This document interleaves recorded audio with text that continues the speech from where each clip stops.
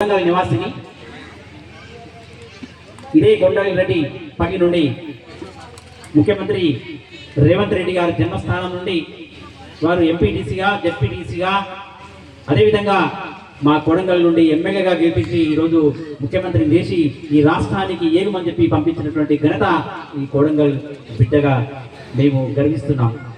అంతకు ముందుగా ఈ వేదిక పైన అలంకరించినటువంటి వివిధ సంఘాల, ప్రజా సంఘాల నాయకులు, నేషనల్ టోపీ రిజర్వేషన్ సంఘ్ జాతీయ అధ్యక్షులు నడిమిటి శ్రీనివాసన్న గారు, అదేవిధంగా వృత్తిదార సంఘం రాష్ట్ర ప్రధాన కార్యదర్శి పైల ఆశయ్య గారి బృందం, మరి రేగారే గంగ యొక్క కళా బృందానికి, వంటలు వండినటువంటి వారికి, మా పోగి సంఘం రక్షణగా ఇప్పటి వరకు మాతో ఉన్నందుకు వారికి, అదేవిధంగా విగ్రహదాత అయినటువంటి భోజరాజు శ్రీనివాసన్న గారికి, అదేవిధంగా ఇక్కడ ఉన్నటువంటి మా ముందున్నటువంటి మరి మేధావులకు, విద్యావంతులకు, వృత్తిదారులకు, మహిళలకు అందరికీ, అదేవిధంగా మా మిత్రుడు ఇప్పుడే సర్పంచ్గా తను గ్రామంలో ఎన్నో కార్యక్రమాలు చేసి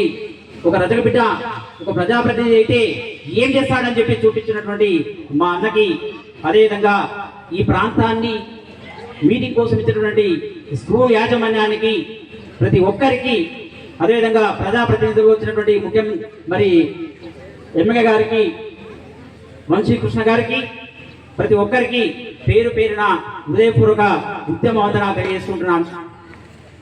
మరి నిజంగా ఈ రజక జాతిలో అనేక మంది ఆత్మ మరి రత్నాలు పుట్టినటువంటి రజక జాతి. మరి అందులో ముఖ్యంగా సంత్ గాడ్గే బాబా ఆనాడు మహారాష్ట్రలో జన్మించిన వారు 143 స్కూల్స్ కట్టాడు.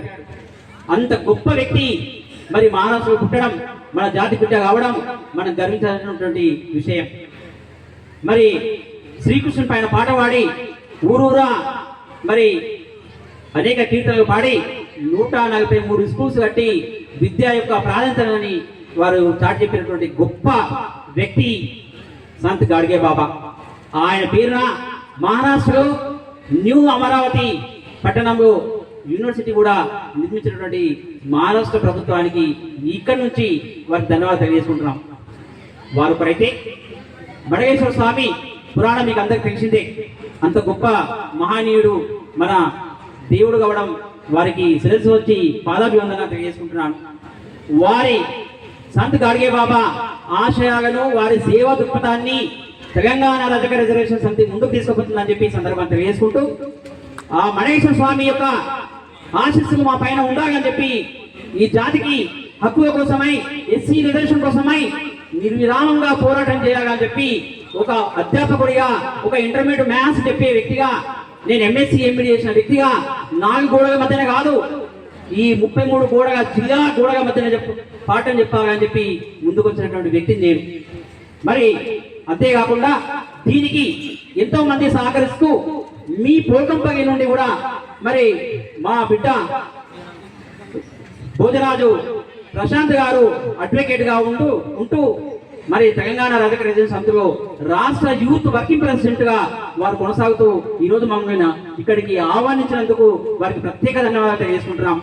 అదేవిధంగా విగ్రహ ప్రతిష్ట కమిటీకి కూడా, తోల్కంపల్లి గ్రామ రజక కమిటీ కూడా ప్రత్యేక వందనాలు తెలియజేసుకుంటున్నాం. మరి మనకు ముఖ్యంగా కావాల్సింది నేను 3 పాయింట్లు చెప్తాను. ఒకటి, చాకయ్యమ్మ విగ్రహాన్ని ట్యాంక్ బండ్ పైన పెట్టాలి, దానికోసం మనం ఉద్యమం చేయాలి. రేవంత్ రెడ్డి గారు కూడా మొదటిలో మేము విగ్రహాన్ని ప్రదర్శింపజేస్తామని చెప్పడం కూడా జరిగింది. దానికోసం మనం తప్పకుండా ముఖ్యమంత్రి వర్యుని మనమందరం కలిసి మరి ట్యాంక్ బండ్ పైన విగ్రహం ఎప్పుడు పెడతారని చెప్పి అడగాల్సినటువంటి బాధ్యత మన పైన ఉంది. రెండో విషయానికి వస్తే, జనగాము మరి చాకయ్యమ్మ పుట్టినటువంటి ఊరు కాబట్టి, జిల్లా కాబట్టి, మరి ఏ విధంగా అయితే మరి కొమరం భీం ఆసిఫాబాద్ అని పెట్టారో సంతోషమైనటువంటి విషయం. మరి అదేవిధంగా జనగాం జిల్లా కూడా చాకయ్యమ్మ పేరు పెట్టాలని చెప్పి మనము తప్పకుండా రేవంత్ రెడ్డి గారికి ఈ విన్నపాన్ని మనం తీసుకుపోదాం. అదేవిధంగా మరి రజుగని ఎస్సీ జాబితాలో చేర్చగానే అంశాన్ని 2017 నుంచి మా భుజాన్ని వేసుకొని ప్రతి వ్యక్తిని కలిసాం. 7 సంవత్సరాల నుండి అనేక మంది రాజకీయ నాయకులను కలిసాం.